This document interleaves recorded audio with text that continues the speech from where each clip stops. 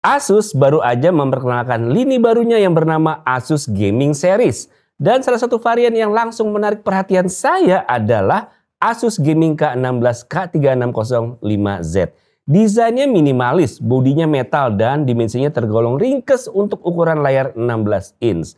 Beratnya cuma 1,8 kg dengan ketebalan 18,9 mm. Tapi kemampuannya oke banget loh. Yuk langsung aja kita bahas. Let's go!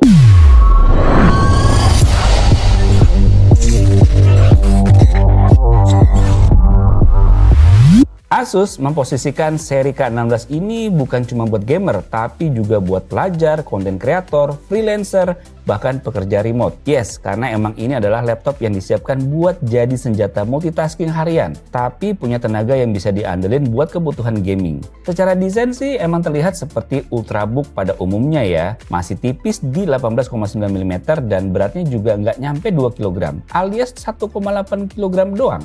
Udah gitu punya sertifikasi militer, tapi performanya oke punya nih.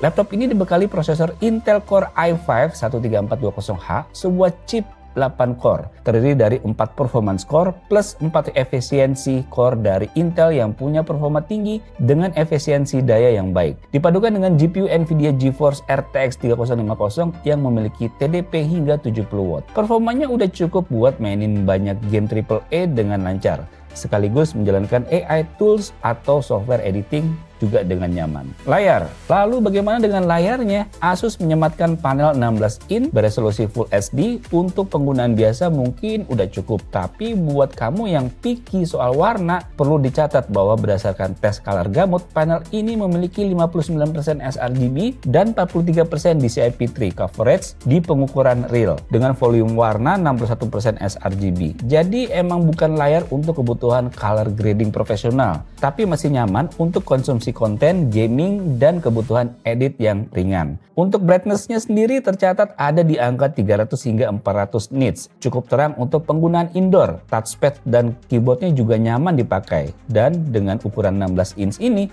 kamu akan dapat area kerja yang cukup luas. Port input-output juga lengkap, ada HDMI, USB Type-A dan C, serta audio jack nggak kelupaan juga ada di sini. Tes benchmark. Dari hasil benchmark yang saya jalankan, performa laptop ini tuh bisa dibilang cukup impresif untuk ukuran entry gaming. Dari hasil benchmark yang saya jalankan, performa laptop ini bisa dibilang cukup impresif untuk ukuran entry gaming. Di 3D Mark, skor Times Pi mencetak 4.314 poin dengan grafik skor 3.986. Dan Firestrike-nya mencatat 9.693 poin dengan grafik skornya 10.960. Lanjut ke PC Mark 10, total skor keseluruhan menyentuh angka 6.127. Dengan skor ini sih seharusnya udah bisa support kegiatan produktif kamu.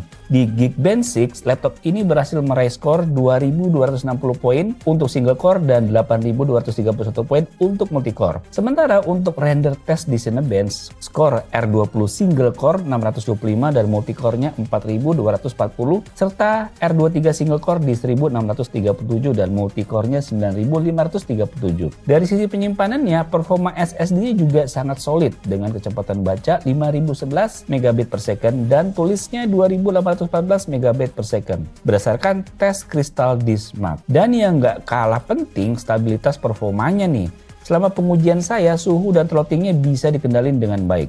Kombinasi antara Intel Core i5-13420H dan RTX 3050 ini ternyata cukup adem untuk kelas laptop tipis. Di sisi gaming panjang, performa CPU masih bisa bertahan rata-rata di kisaran 70 hingga 80% tanpa penurunan performa yang signifikan. Ini berarti kamu bisa kerja atau main lama tanpa perlu khawatir tiba-tiba drop atau lemot karena panas. Tes game. Sekarang bagian paling penting nih, percuma laptop gaming kalau performa gamenya gitu-gitu aja. Tapi ini sih jelas kuat ya. Saya coba Genshin Impact dengan setting grafik high dan target 60 fps. Gameplay terasa stabil dan frame rate rata-rata di 55 hingga 60 fps. Gerakan karakter dan rotasi kamera terasa mulus, bahkan di area dengan banyak efek seperti domain atau combat lagi ramai. Nggak berasa ada frame drop loh, dan semuanya bisa teratasi dengan sangat baik. Kembali ke Black Myth Wukong, salah satu game berat yang visualnya jelas kompleks. Di settingan low dan ray tracingnya off, di settingan low dan dan ray tracing off, laptop ini mampu mencatat rata-rata FPS di 70 hingga 80 FPS. Bahkan sesekali tembus ke 90-an FPS di area indoor atau scene cinematic. Yang bikin lega, suhu tetap stabil dan tidak panas berlebihan selama bermain 20 menit. Ini jadi nilai tambah juga karena game berat kayak gini aja biasanya suka stuttering setelah main lebih dari 10 menitan.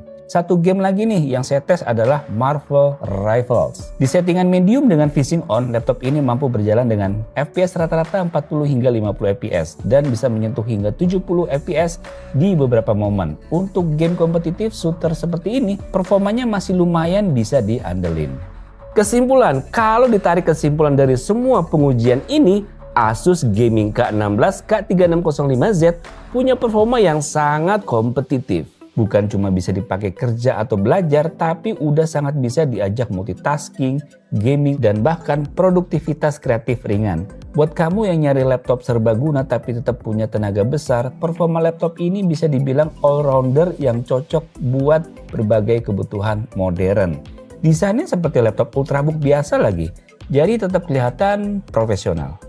Asus Gaming K16 K3605Z ini adalah laptop yang positioningnya tuh jelas. Buat kamu yang butuh laptop powerful buat kerja, kuliah sambil tetap bisa gaming atau editing dengan lancar, ini adalah opsi menarik. Dengan desain minimalis dan bodi metal yang ringan, laptop ini cocok buat kamu yang mobile. Performanya juga bisa diandelin buat untuk kerja, gaming, hingga AI ready. Jangan lupa juga laptop ini ditenagai oleh Intel Core i5 13420H. Urusan performanya sih udah top deh. Ini jelas Asus Gaming series terbaru yang saya rasa bakal rame diomongin deh untuk kedepannya. Soal harga, siapin aja budget mulai dari 9 jutaan aja buat meminang Asus Gaming K16 ini. Oke guys, demikian video mengenai laptop terbaru dari Asus ini. Semoga bisa menambah wawasan kalian. Sampai jumpa di video selanjutnya. Bye.